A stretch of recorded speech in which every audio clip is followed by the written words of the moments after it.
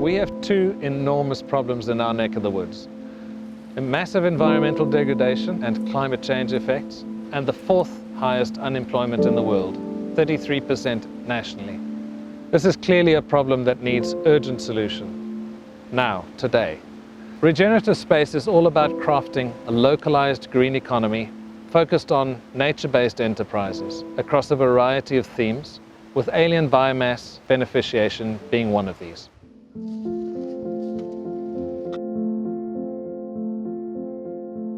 Those of us that live in this part of the world are privileged to live in a global hotspot. But with that comes a whole lot of responsibility. The Cape Floral Kingdom is one of the smallest floral kingdoms in the world and has one of the greatest biodiversities.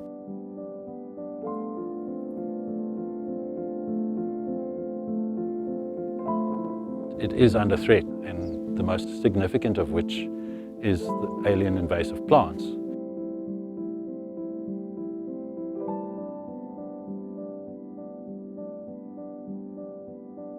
Unfortunately, the fynbos being a treeless system has rendered it vulnerable to invasion, and simply by displacing a whole lot of the species that are in the system, aliens have a huge impact on its natural functioning.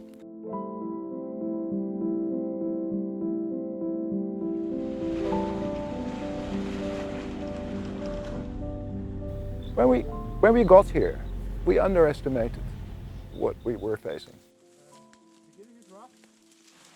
You listen, you hear the water, you hear animals, you hear birds, like you did there. You hear frogs laughing, dead.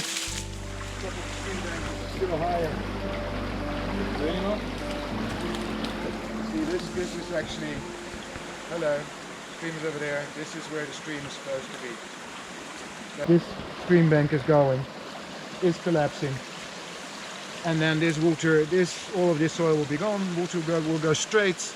This meandering arm is gone, you can already see rock bottom. So with the indigenous forest, what we have seen, it brings the floor of the stream up, and here it brings it down, down and down. You cannot restore that land. What we're looking at is 5 things. Gum from Australia, pine from Cyprus, Acacia longifolia from Australia, Hakea from Australia, and Australian myrtle 5. Just here we already have about 50 species, because quite a few of the bulb species are in the soil. You only see them after a fire. Fire is the most significant driver in the system, and these plants and animals have evolved over millions of years with hot, dry summers and intense fires during those periods. But the densities of the aliens change the intensity of fire and how much material is available for burning.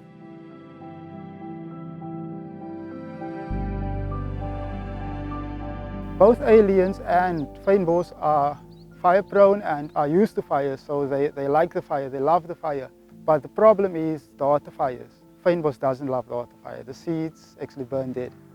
And that's what negatively affects the fynbos species. Many people think that it's a solution to get rid of your aliens by just burning it. But the trick is you have to follow up. And that follow up is the most expensive part of the, not the burn, not the water it's stealing from you. It's not the risk it threatens you. It's the fact that if you do not follow up, it comes back 3, 4, 5 times more, and that is expensive.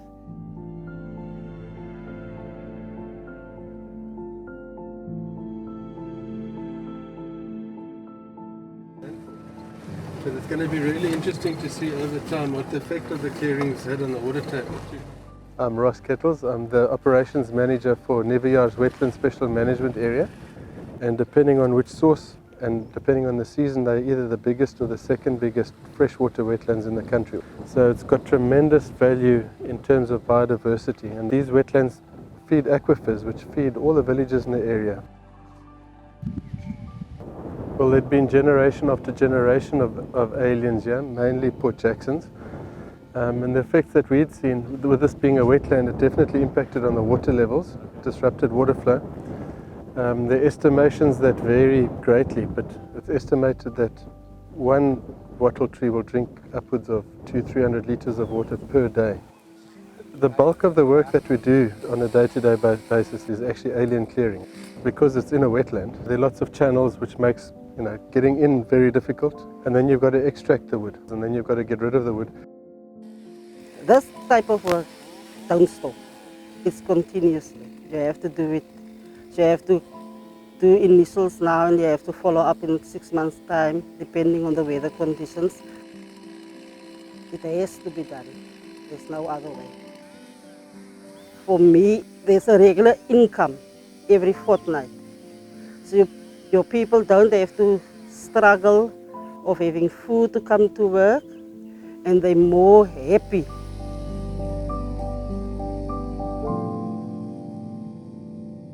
But if funding wasn't a problem, we could employ 500, 1,000 people here for the next couple of decades, I'm guessing.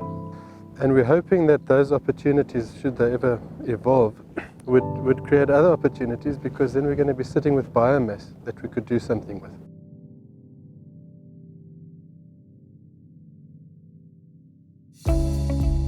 Invasive vegetation to me seems like there's always a use for it in biomass. So doing our homework and being an entrepreneur and meeting the right people, we came up with exporting firewood to the UK. The key factors for us is the environment, great for job creation.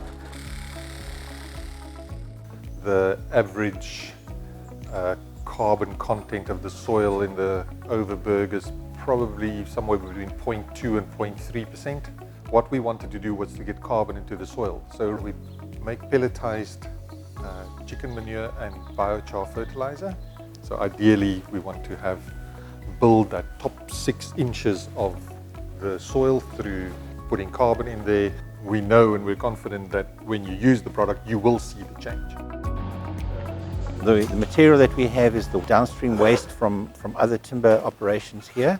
We take the sawdust and the shavings and whatever cannot be sold, and we then put it through a pelletizing process. The pellets themselves are harder than wood. They easily combust.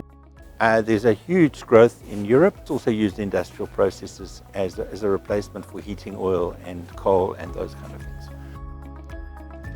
We're running Farm 215 Private Nature Reserve. That's tourism. It's a lodge, it's a guest house. When we started, the guest house was funding the first forestation before we made that commercial, just to show, okay, this can be done. People are not donating trees, they're buying trees. But it's logical, they get a good feeling about it. And we put them in the land here, and we make literally a better world for everybody. In the sites that we cleared, there's so much water, there's so much animals that is coming back, there's so much birds. So I have to make sure for future there's enough water.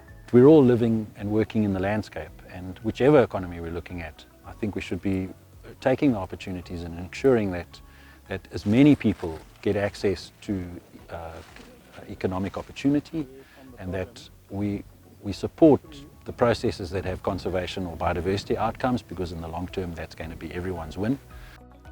How viable is a green economy? That is absolutely the wrong question. The question is, how viable is carrying on the way we're doing right now?